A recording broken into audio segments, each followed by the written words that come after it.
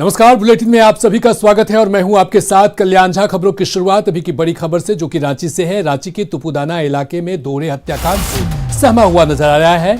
Tupudana OP के बेरमाद में युवक युवती की निर्मम हत्या कर दी गई, जिससे लोग सख्ते में हैं। हत्या की गुत्थी सुलझाने को लेकर डॉग स्क्वाड और एफएसएल की टीम मौके पर पहुंचकर जांच में जुटी हुई है। वहीं परिजनों से भी पूछताछ पुलिस की जारी है।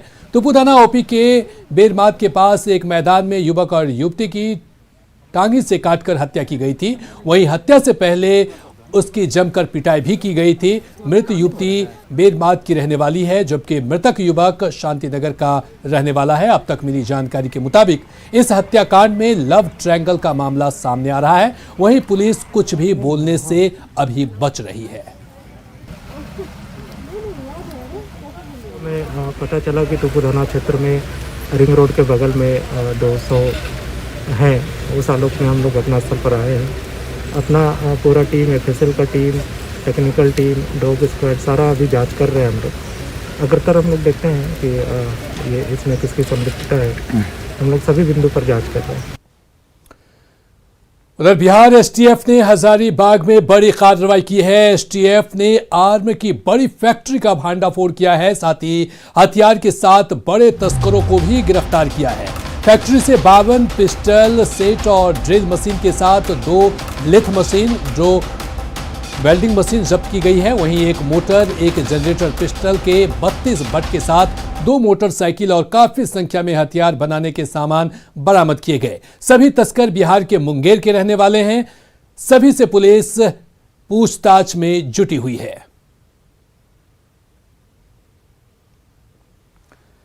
और बड़ी खबर रांची से है, जहां मुख्यमंत्री हेमंत सोरेन के आवास पर पहुंचे हैं कांग्रेस विधायक। अपनी ही सरकार में काम नहीं होने से नाराज है विधायक। शुक्रवार को विधायक दल की बैठक में भी उठी थी ये आवाज और हेमंत सोरेन के समक्ष रख रहे हैं अपनी बात, और इसी को लेकर के ये विधायक पहुंचे हैं। जनता से किए गए वादे पूरे नहीं होने से नाराज हैं ये विधायक। सरकारी अधिकारियों के व्यवहार से भी इनमें नाराजगी है। चलिए और अधिक जानकारी के साथ अविनाश हमारे साथ जुड़ चुके हैं। अविनाश, विधायक दल आज सरकार से यहां पर मिलने पहुंचे हैं। उनकी नाराजगी जायज है कि जो उन्होंने जनता से वादा किया है वो अभी तक वो पूरा नहीं कर पा रहे हैं, और इसको लेकर के वो मुख्यमंत्री से मिलने वाले हैं। क्या कुछ जानकारी? देखिए, राजधानी रांची में वैसे तो सुबह से ही झमाझम बारिश हो रही है और मौसम बहुत ठंड है, लेकिन अगर राजनीतिक गर्मी के लिहाज से देखें तो मुख्यमंत्री के आवास पर कांग्रेस के विधायक, कांग्रेस कोटे के मंत्री और उनके जो प्रदेश अध्यक्ष हैं वो यहाँ पहुँचे हैं।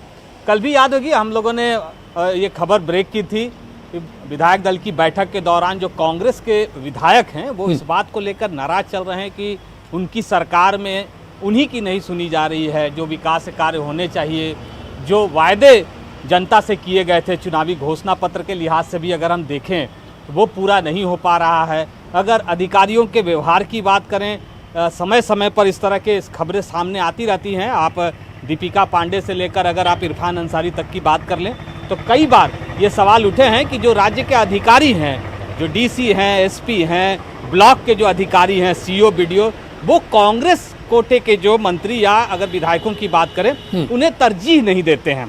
दूसरी बात यह भी है कि अगर अपनी ही सरकार में इस तरह के हालात होंगे और विधायक अगर नाराज रहें तो सवाल उठने जायज़ हैं, क्योंकि अपनी सरकार में अगर काम नहीं हो रहे हैं और समय जो है वो लगातार बढ़ता भी जा रहा है।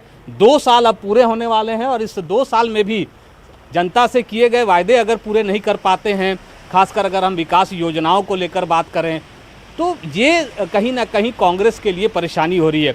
एक जो महत्वपूर्ण है, आपको याद होगा कि इस वक्त जो नियुक्ति प्रक्रिया की शुरुआत हुई है, उस नियुक्ति प्रक्रिया को लेकर भी कांग्रेस के अंदर थोड़ी नाराजगी है। जो भाषा का चयन किया गया था, स्थानीय भाषा को तवज्जो देनी है, लेकिन उसमें उर्दू को रखा गया है, लेकिन उसमें हिंदी को नहीं रखा जाना, इंग्लिश को नहीं रखा जाना, इस बात को लेकर भी मैथिली को नहीं रखा जाना, इस बात को लेकर भी कहीं ना कहीं कांग्रेस कोटे के जो विधायक हैं, उनके क्षेत्र की जो जनता है वो नाराज है। इसलिए पार्टी के तरफ से लगातार ये सवाल उठाए जा रहे हैं और इसी संदर्भ में मुख्यमंत्री आवास पर इस वक्त कांग्रेस के विधायक पहुंचे हैं। अंदर किसी को जाने की अनुमति नहीं है, लेकिन जरूर जब कांग्रेस के विधायक बाहर निकलेंगे, जब उनके मंत्री बाहर निकलेंगे तो हम उनसे बात करने की जरूर कोशिश करेंगे। और जो हम कह रहे हैं, और कल भी विधायक दल के नेता आलमगीर आलम ने भी स्पष्ट तौर पर कहा था कि बहुत सारी बातें हैं क्षेत्र की समस्या। अविनाश, सवाल ये उठता है कि जिस तरह से टकराव यहाँ पर देखने को मिल रहा है, जिस तरह से कांग्रेस के विधायक मुखर होकर के बोल रहे हैं कि अभी काम नहीं हो रहा है, उनके क्षेत्र में भी नहीं हुआ है, ऐसे में सवाल तो जेएमएम पर एक गंभीर है, सरकार पर गंभीर सवाल है। क्या इसको लेकर के टकराव की स्थिति बनती नजर आ रही है?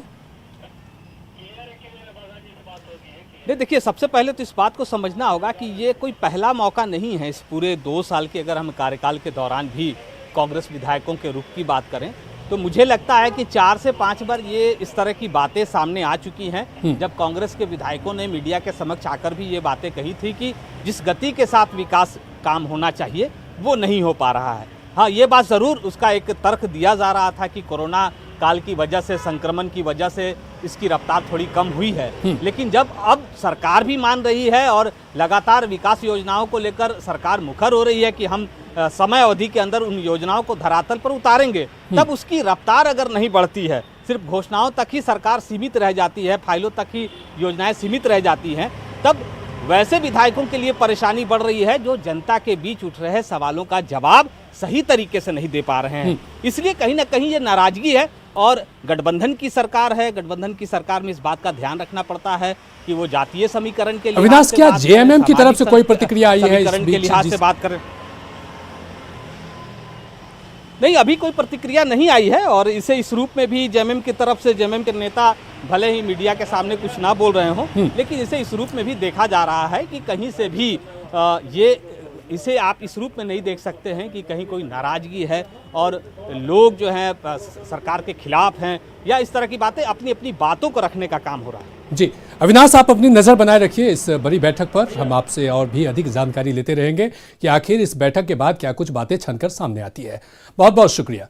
चलिए बढ़ेंगे अगली खबर की तरफ। और झारखंड में टाटा मोटर्स और कमिंग कॉर्पोरेटिव ऑफिस महाराष्ट्र के पुणे शिफ्ट किया जा रहा है। टाटा कंपनी प्रबंधन के इस फैसले के खिलाफ जेएमएम ने 17 नवंबर को कंपनी का गेट जाम करने का ऐलान किया है। जेएमएम ने शिफ्टिंग को लेकर के झारखंड के हित को नुकसान पहुंचाने का दावा करते हुए टाटा से जुड़ी कंपनियों के गेट जाम करने के अलावा माल की ढुलाई रोकने की भी चेतावनी दी है। वहीं कांग्रेस ने टाटा कंपनी के ऑफिस को झारखंड में ही बनाए रखने के लिए हर जतन किए जाने की बात कही है। इधर बीजेपी ने आरोप लगाया है कि उद्योग और निवेश लाने में फेल हेमंत सोरेन अब राज्य में सैकड़ों साल से चल रहे टाटा कंपनी को भी राज्य में ही बनाए रखने में विफल साबित हो रहे हैं।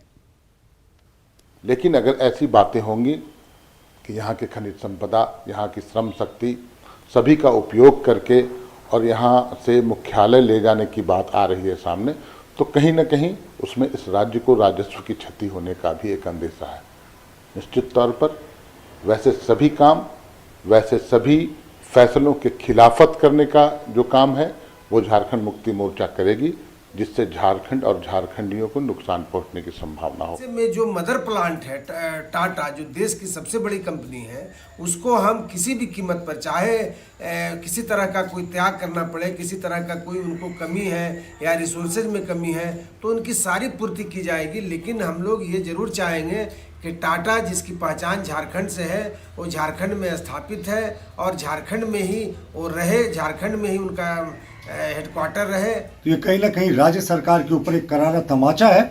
जिस तरीके से उन्होंने राज्य की खस्ता हाल कर दी है, यहाँ निवेशक आने से कतरा रहे हैं और दुखद बात है कि जो पहले से स्टैब्लिश कंपनियां थी वो भी शिफ्ट कर रही हैं। और ये जो सारा कुछ आंदोलन हो रहा है उसके पीछे बताया जाता है कि कहीं ना कहीं ट्रांसपोर्टेशन और ठेके का खेल भी एक बहुत बड़ा कारण है। तो हम राज्य सरकार से मांग करते हैं कि अविलंब जो यहाँ पहले से लगी इकाइयाँ हैं उनको कॉन्फिडेंस मिले, वो इंश्योर करे वो दूसरे राज्य में नहीं जाए। अब बाहर कंपनियां बुलाने जा रहे हैं, वो तो आ नहीं रही, लेकिन यहाँ पहले से लगे उद्योग जरूर जा रहे हैं। और बड़ी खबर रांची से है, जहां रांची में ब्राउन शुगर तस्कर गिरोह का भंडाफोड़ हुआ है। ब्राउन शुगर के साथ 5 तस्कर को गिरफ्तार किया गया है। ब्राउन शुगर की सप्लाई करने पहुंचे थे ये रांची। लोअर बाजार पुलिस को इसकी जानकारी मिली और इसके बाद उन्हें गिरफ्तार किया गया है। पुलिस कर रही है आरोपियों से फिलहाल पूछताछ। ब्राउन शुगर की सप्लाई करते पहुंचे थे रांची और इसी दौरान पुलिस ने यह कार्रवाई की। लोअर बाजार पुलिस को यह सफलता मिली है।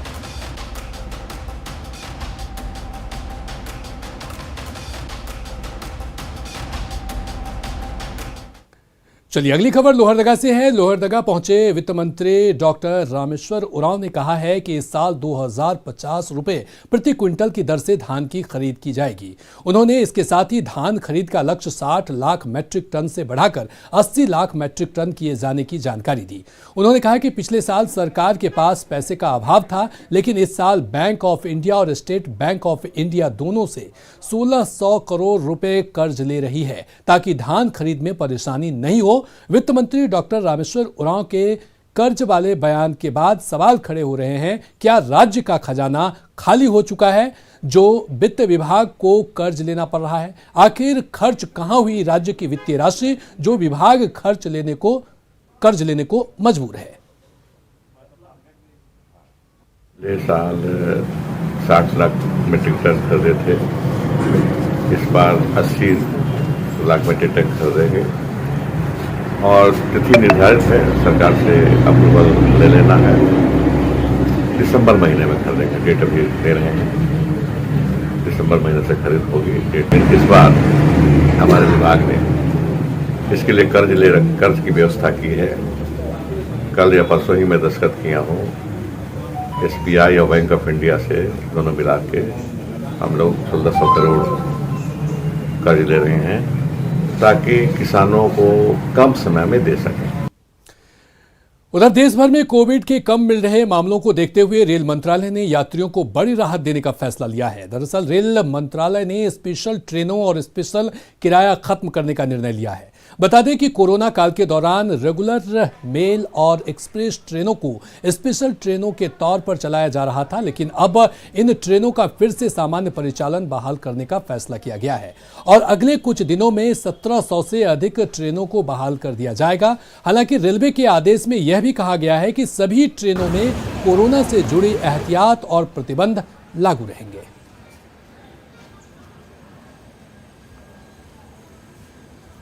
हम समझते हैं कि ये रेल मंत्री जी का एक बहुत बड़ा उपलब्धि है और स्वागत योग्य है कि टिकट भाड़ा भी कम होने जा रहा है।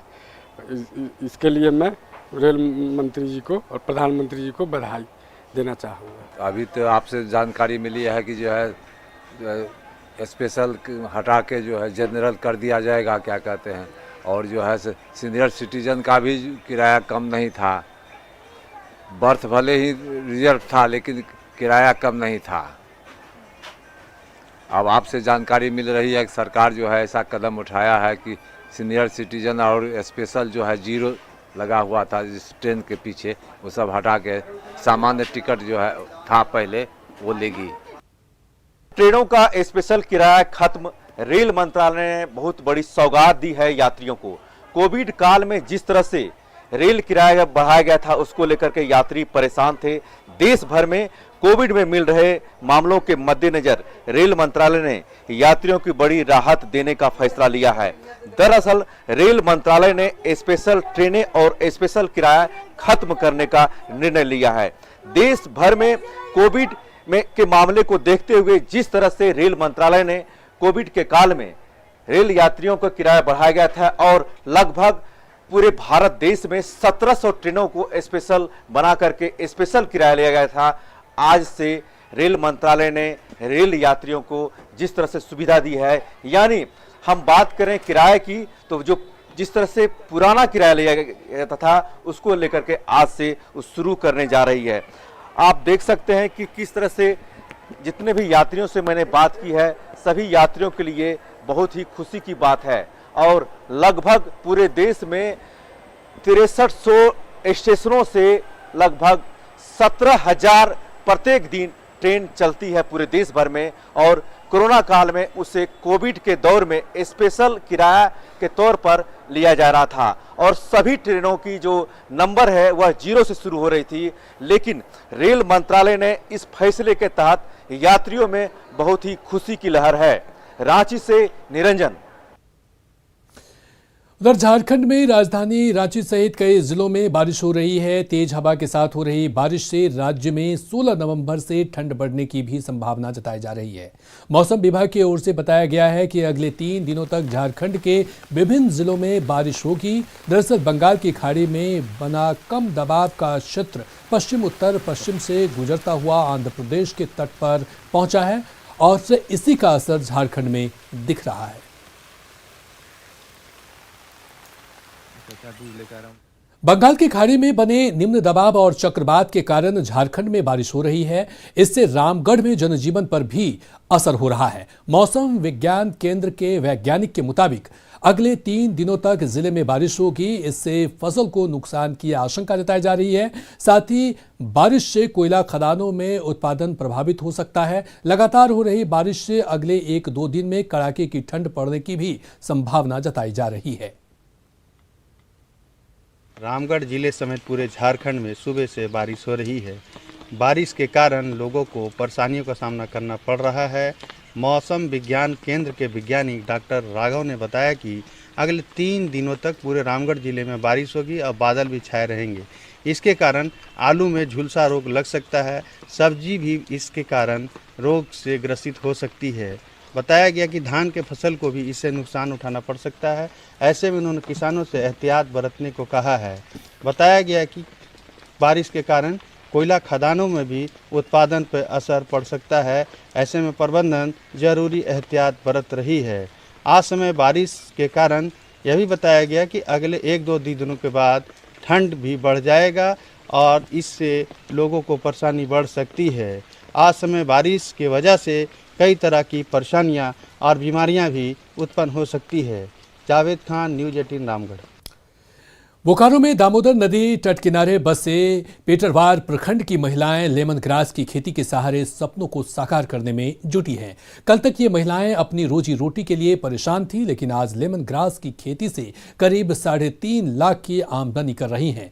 जोहार परियोजना संपोषित योजना के माध्यम से महिलाओं ने लेमन ग्रास की खेती शुरू की। साल 2020 में खरीफ मौसम में लगभग 4 उत्पादक समूहों ने पहली बार इसकी खेती शुरू की, लेकिन अब अच्छी आमदनी होने लगी तो समूह में लोगों की संख्या बढ़ने लगी।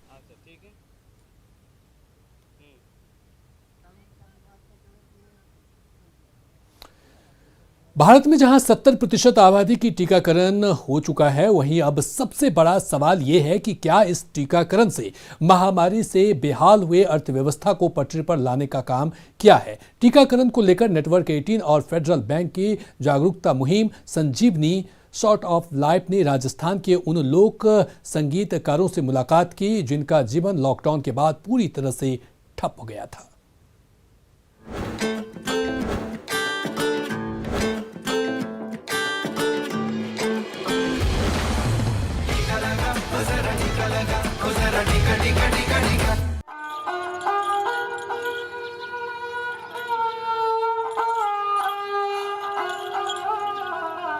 ब्राह्मण हत्था की सुरीली धुन राजस्थान के अनगिनत लोक संगीत कलाकारों के लिए लगातार लगने वाले लॉकडाउन बड़ी मार साबित हुए, खासतौर पर भोपा समुदाय के लिए जो बख्शीश पर जीवन बसर करते आए हैं। हमारा सब खानदानी पेशा यही है। हम तो पढ़ बांधते, जागरण करते, पावली जी का पढ़ लगाते, पढ़ भोपा मिनक है। हम तो ऐसे भी जाते गांव में घरों में भजन भाव करते हैं, जो मर्जी देते वो भी लेते। कोई मना नहीं करता, आप मना ही करते देते, वो घर में पढ़ते हैं। घर भाई कोरोना के टाइम फिरता नहीं रहो। बाजार में घूमने जाता था तो वही भी दुकान में बंद थी तो बुरा हाल था। दूसरी रोजगार हमारे पास में है नहीं, खेती पाती मजदूरी मेहनत हमारे पास में है नहीं। मैं तो मारवाड़ में यही गाना बजाना ही करते हैं, पढ़ बांधते, उसमें गुजारा चलता। हमारा वही बंद हो गया था। मैं मांग कर खाते, वो जा नहीं सकते। हमारे एक जगह बैठे तो बैठे है, इधर उधर मांग कर खाकर जैसे टेम दूरी चलाई। और हमारे बेरोजगार जाती है, नहीं हमारे पढ़ा लिखा नहीं, इसी धनी से मांग कर खाते खाते ला रही हुई जाती है। थे उनके लिए हमने घरेलू संस्था जो उनके लिए राशन किट की सामग्री का वितरण किया था, जिसमें 5 किलो आटा था और जीरा, धनिया और साथ में मिर्च वगैरह सारी थी। और जिनके पास कोई मुख्य कमाने का कोई साधन नहीं है, इन लोगों के साथ हमने जो है राशन वितरण का काम किया था। जोधपुर में कोविड-19 के मामलों में कमी आने के साथ ही जीवन फिर पटरी पर लौट रहा है। साथ ही ज्यादातर लोगों को टीके की पहली खुराक लग चुकी है। अभी तो बहुत अच्छा है, अभी तो यहाँ जाते हैं तो मिलता भी है, बाजार भी खुला है तो जानते हैं तो हमारे को मिलता है रोजी रोजगार।